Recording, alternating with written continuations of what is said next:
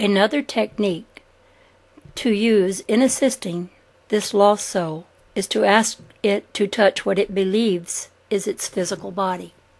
Often this can shock such souls into the awareness that they are no longer in their physical body, as they realize that the body they are speaking through is foreign to them. The shock is an important process in awakening the soul to its true situation. When the realization process has taken place, we can relate to the soul directly. We work with the energy levels of these souls in many ways, but, as indicated, we often cannot relate directly to them because they will not recognize our presence. This is why we need help from the earth level. Is this understood by you? Ram: yes, thank you. As you can observe, my main concern is for Rosalind's well-being. Let us say that there are many levels of souls that are lost. The ones we send through are on the threshold of enlightenment.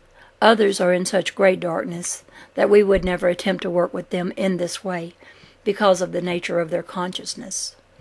There are many delightful souls who are locked into the physical universe of reality because they are imprisoned by their own thought forms.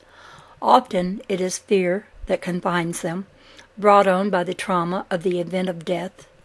It is such souls that we bring through in a crying need of help and on the verge of breakthrough. All souls have surrounding them many helpers. There are many levels of such helpers. That is why no soul is really lost in the universe. The term lost soul, a concept that a soul can be lost for eternity in hell, is not a reality in our dimension because there is no time. Time is a creation of the earth consciousness. Hell is actually a level of consciousness in which a soul can exist, whether in the body or out.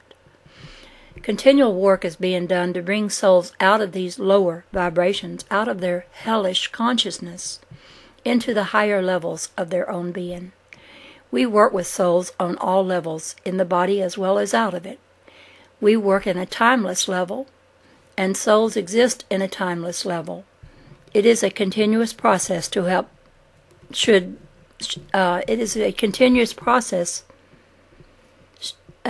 help should become aware of the true nature of their reality. I typed that wrong. And now we are ready, if you are ready. Ram: yes, we will do our best to help. Just be aware that the lost soul will speak through the body of this dear one who assists us. Do not be surprised by what happens. Relate to this personality the best way you know how, just as you would relate to any personality. Ram: I will indeed.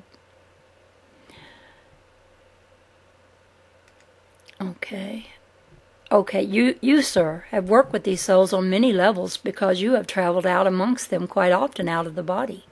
In fact, you might meet a soul familiar to you. Laughter. Ram: that will be very interesting. We will have to shift energy patterns, which will take a few minutes of Earth time as we bring this soul into the capsule, this energy body. Ram: thank you, we will wait. Now, this is Patrick speaking through Rosalind. It's so cold. It's so cold in this water. Oh my God, if you can just send someone. It seems as if I've been floating out here for so many days. It's so cold. I don't see any of my shipmates. Ram: but I can hear you. I can hear you. Patrick: who's calling? Ram: this is a friend. I can hear you. Patrick: it is. Where are you? Are you floating? Are you floating on a log? Ram: I'm close to you. Patrick: the ship went down. It went down in the night. I've been floating.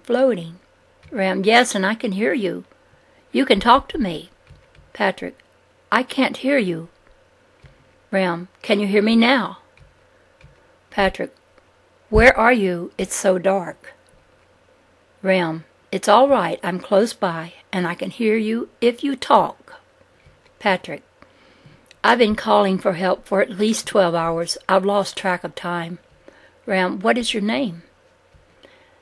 Patrick: Patrick, yes, it's so good to hear a voice.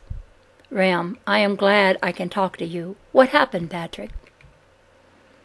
I was in the kitchen, preparing the evening meal. All of a sudden it became very warm, and there was an explosion. The next thing I knew, I was floating in the darkness, and it was cold. I grabbed onto a log and have felt very alone. I haven't been able to see any of my shipmates. Ram, that's all right. Where is the kitchen? Where is your home? When did this happen? Patrick, it was in the ship that I have worked on for several years. I am from my native country of Scotland. I have worked in the kitchen of my ship. This is my means of making a living. I spend at least 9 months of my year on the water. However, I don't like to spend my time in the water. It is very cold, and I have a fear of sharks. Ram, yes, I can understand that. What is the name of your ship? Patrick, my ship is the Lorabelle. It's a small ship, and I've been fortunate to work on this ship for several years. We transport lumber and other materials from Scotland across the bay to other countries where there is a need for materials. Ram, what port did you last sail from? Patrick, the port? My mind is not clear. It seems we sailed out of Ireland the last time, or was it Scotland? Ram, what was the name of the port that you sailed from? Where did you begin your last voyage? Patrick, it seems so long ago. My mind is not clear. We sailed, what year is it? It's in the year 1879. Ah, yes, we sailed from Barbay Harbor in Scotland. Ram, Patrick, what is your last name? Patrick, O'Sauceny. Ram, O'Sauceny, yes, that's a good name. Patrick, friend, who are you? Where are you? Ram, my name is Robert, and I am Scottish also. Patrick. Robert, I've been calling for help. How did you hear my call? Beginning to cry. How did you hear my call? Ram, it was not hard. Patrick, I'm sorry. And he's crying. Ram, Patrick, I came to talk to you because you called. Now you can hear me, and that is good. Patrick, where are you? It's so dark out here. I'm holding onto a log, and it's so cold I don't see any of my shipmates. I don't see the ship. It was dark when I hit the water, and I grabbed the first thing that I could. But I called, and I haven't heard anyone until I heard your voice. I am so happy that you have answered. Crying. More crying. Ram, that's fine, Patrick. Where were you born in Scotland? Patrick, where was I born? Ram, Patrick, I was born in a small village, Oban. It's a very small village. Ram, what is your birth date?